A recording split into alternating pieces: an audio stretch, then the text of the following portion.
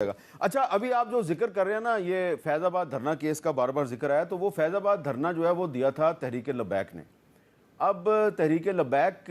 के साथ जो जनरल फैज़ हमीद साहब का ताल्लुक है, उसके हवाले से कुछ नई चीज़ें सामने आई हैं, जमात के साथ नहीं, उनके सिर्फ एक लीडर के साथ। तो है जी, जब जनरल फैज़ साहब कोर कमांडर पेशावर बने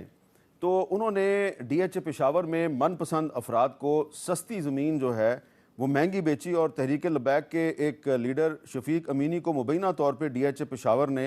तकरीबन करोड़ रुपया अदा किया, जबकि ज़मीन की मालियत जो है वो सिर्फ 20 करोड़ थी। और जनरल फैज़ ने शफीक अमीनी के ज़रिए DH पेशावर को 72 करोड़ रुपये का नुकसान पहुँचाया। ये इल्ज़ाम है ज़मीन के असल मालिक पीर सजाद के ख़ानदान का, जिसका कहना है कि उनको कुछ नहीं मिला और फिर उन्होंने सूबाई मोहतसब खैबर पख्तूनख्वा में की अदालत में एक केस दायर किया हुआ है। जब इस बारे में हमने जो शफीक अमीनी साहब हैं उनसे रब्ता किया तो उन्होंने पीर सजाद के तमाम इल्ज़ामात को गलत करार दिया, उसकी तरदीद की और कहा जी कि पीर सजाद साहब जो हैं वो ख़ुद एक फ्रॉडी हैं और उनके भाई भी उनसे तंग हैं। लेकिन इस बात की उन्होंने तरदीद नहीं की कि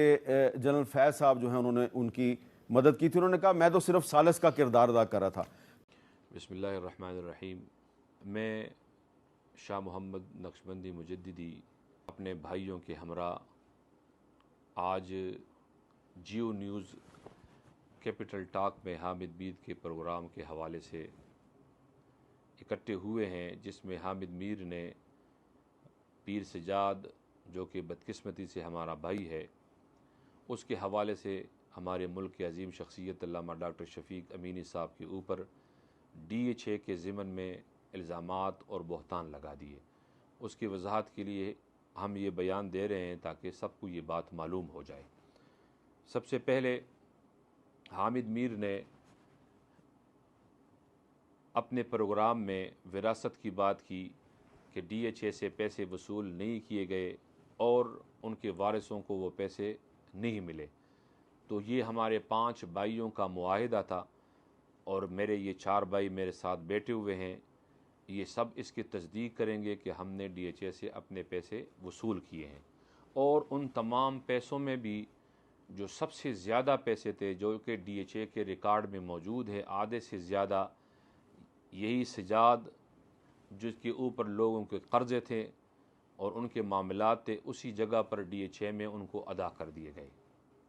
दूसरे नंबर पर हामिद मीर ने अपने प्रोग्राम में इस बात की इजाफ़त की कि DH को सस्ती ज़मीन जो है वो कीमती करके दे दी गई। हालांकि ये बिल्कुल झूठ और इल्ज़ाम पे मबनी है। हमारी जो ज़मीन थी जिस पे आस्ताना और मस्जिद और हम भाइयों के घर थे,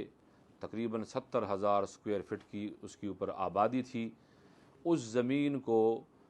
जहाँ पर एक मरला इस वक्त 60 से 65 लाख रुपए में लोग देने के लिए तैयार नहीं है, हमने अपनी ज़मीन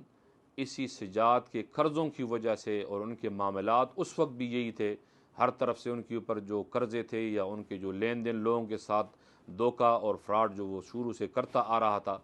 उसके वजह से हमने अपनी ज़मीन 8 लाख रुपए फ़ी मरला में दे दी।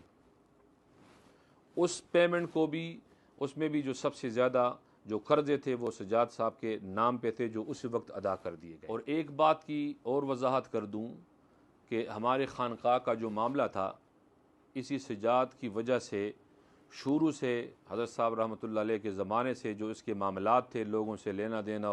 और कर्ज़ वग़ैरह करना, ये मामलात इतने ख़राब हो गए थे कि हम भाई इस बात के लिए मजबूर हो गए कि हम अल्लामा डॉक्टर शफीक अमीनी साहब के पास आए और उनसे दरख्वास्त की कि आपकी मेहरबानी हमारे इस आस्थाने के मामलात को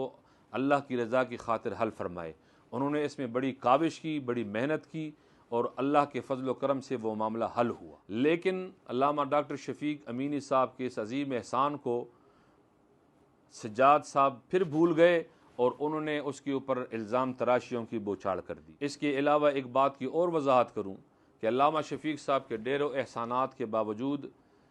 इस बंदे के साथ हमारी मुश्तरका ज़मीन थी जो कि आस्ताने के लिए ली गई थी, उसने उसको भी धोखाधड़ी से भेज दिया और उसके ऊपर भी हमारे केस इसके साथ चल रहे हैं। लिहाजा हम ये बात हर दफ़ा वाज़े करना चाहते हैं और इस बार सही वाज़े करना चाहते हैं कि आज के बाद इस भाई के साथ हमारा किसी किस्म का कोई ताल्लुक़ और राब्ता नहीं होगा। लिहाजा इस बात की मैं फिर दोहराता हूँ इस बात को कि हामिद मीर ने जो कैपिटल टॉक शो में जो प्रोग्राम में हमारे मोहतरम अल्लामा डॉक्टर शफीक अमीनी के ऊपर जो बहतान लगाए थे, हम उसकी भरपूर मजम्मत भी करते हैं और उसकी तरदीद भी करते हैं। DHA के अंदर भी तमाम शवाहिद और रिकॉर्ड मौजूद है और हमारे पास भी तमाम रिकॉर्डिंग और हर चीज़ मौजूद है।